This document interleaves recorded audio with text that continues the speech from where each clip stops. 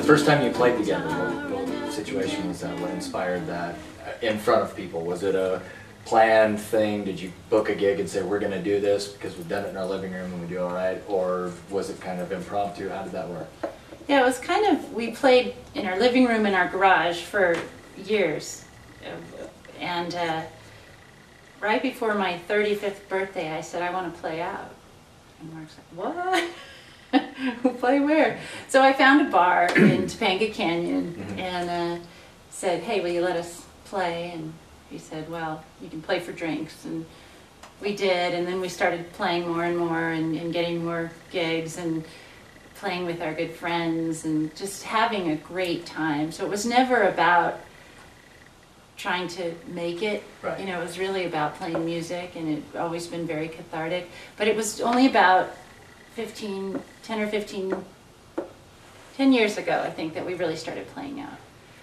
And when we moved to Bend, that's one of the first things I did was start looking for venues. Very nice. And there are lots of good venues, especially for the stuff that you guys do and how you present your music here in Central Oregon. It seems like you guys stay pretty busy. I always just feel like in your live shows everything flows really well. You know, from one thing to the next, it seems more planned than it is.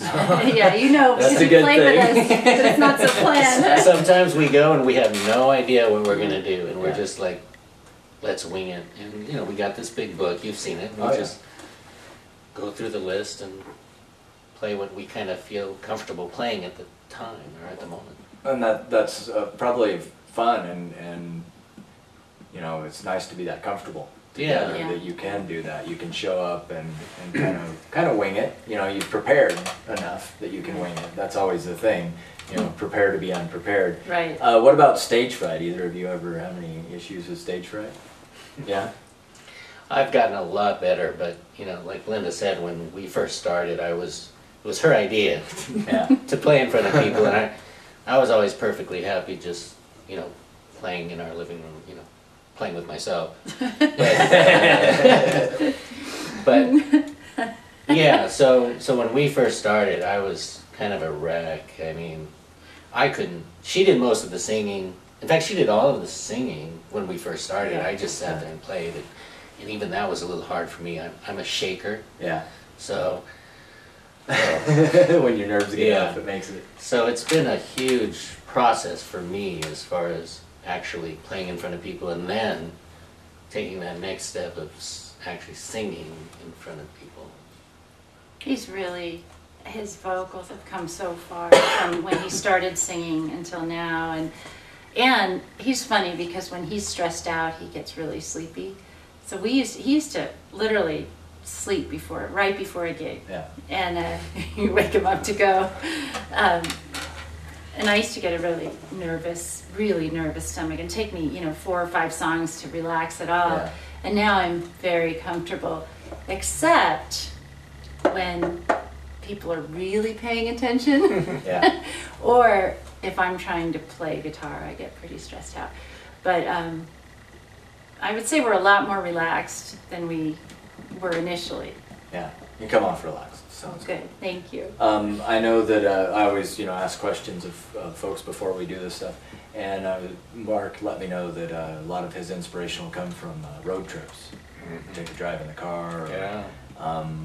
Did that just start naturally, or will that cure writer's block for you if you're having trouble with a song or something? Can you hop in the car and get on the road and maybe go somewhere? And yeah, I've never done that specifically because I wanted to write a song or had writer's block. I've never tried that, but it just seems like if I go down the list of a lot of my songs, I think, oh yeah, I got that idea driving. Oh, that one too, and that one, and that one, and so it just kind of it was kind of a epiphany that a lot of these songs were kind of conceived driving in the car. Yeah. Well, and not always road trips. We lived in LA, and we would spend an hour on the freeway driving 20 miles. Yeah. His commute was over an hour each way, and sometimes he'd come home on Pacific Coast Highway, which is beautiful, and he'd sometimes come home with a song in his head just from that spending so much time in the car. I have a song called PCH,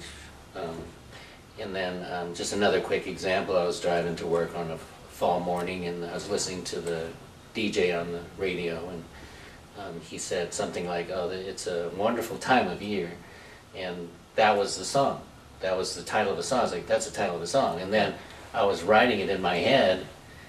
By the time I got to work, you know, I had it down, and it's one of our songs called "Wonderful Time of Year." Nice. And what else inspires you? Mark inspires me. I know that's corny. Good answer, man. But honestly, he's a great songwriter, in my opinion, and I get a lot of inspiration from that.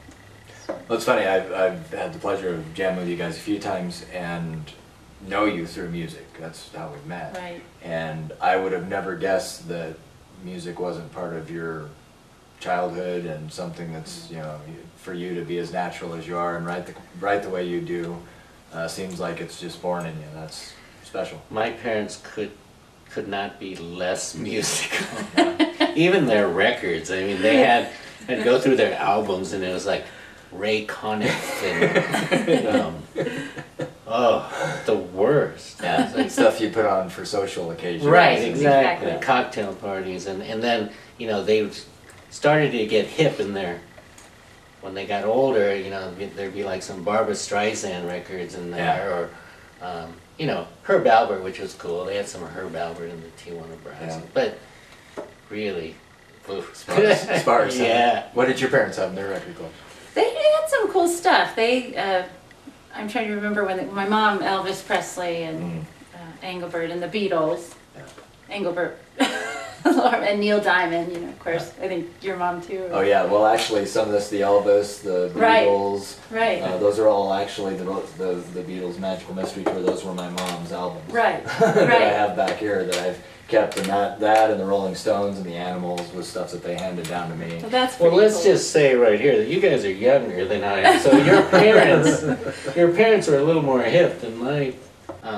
I remember, you know, my parents, like I said, no musical background at all, you know, Ray Conniff.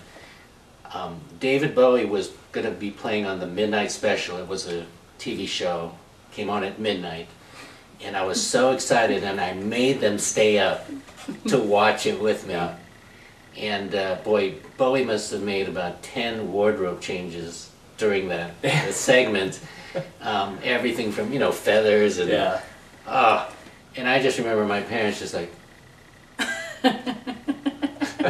they just couldn't quite put their arms around what they were saying. Like, I had the same moment with my mom with Kiss. Yeah. The Paul Lynde Halloween special in like '76. You gotta We see watched. this. Oh, you gotta! This is the best thing ever, and she was already horrified by all the pictures on the wall and stuff. So, well, thanks for hanging out in the garage with me. Thank Thank you, you. and we love it when you play with us, so you're always welcome. Love to.